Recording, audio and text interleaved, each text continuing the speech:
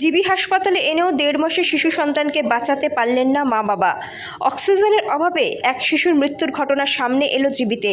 খোয়াই সিঙ্গিছড়ার বাসিন্দা পেশায় গাড়ি চালক পৃথ্বীশ বাল্মীকি দাস ও তার স্ত্রী খোয়াই হাসপাতাল থেকে অ্যাম্বুলেন্সে করে তাদের 1.5 মাসের শিশু সন্তানকে জিবিতে উন্নত চিকিৎসার জন্য নিয়ে আসেন।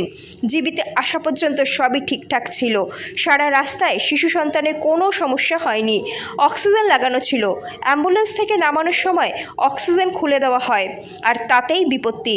টেবিল ও টেবিল করতে করতে অনেকটা সময় পেরিয়ে যায়। ততক্ষণে যা হবার তা হয়ে গেছে।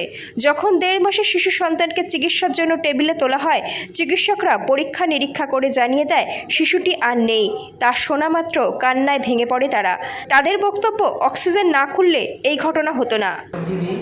অক্সিজেন লাগাইয়া অ্যাম্বুলেন্স তো নামাইছে, অ্যাম্বুলেন্সে যারা কর্মকর্তারা আছে আমরা তো ওটা জানি না।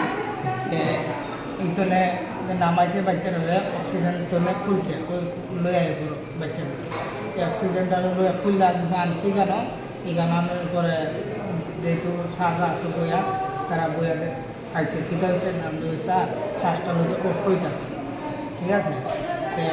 কইছে যে ঠিক আছে আমরা দেখতেছি। এরপরে কাগজপত্র লেখাইয়া পাড়াই দিয়েছে সামনে একটা হসপিটাল, আমি জানি না, পড়াশোনা কম। তো এইখানে পাড়াইছে, তো পাড়ানোর পরে এখানে ম্যাডাম দেখছে, ম্যাডাম দেখা কই না বাচ্চাটা আর নাই। তো আমরা বললাম অত সময় গাড়ি অক্সিজেন আসলো, বাচ্চাটা ঠিকই আসলো, আর নেই এইখানেও কাঁদছে বাচ্চাটা। এইখান থেকে আমার মনে হয় অক্সিজেনের সিলিন্ডারটা যদি থাকতো আজকে ঠিক বাস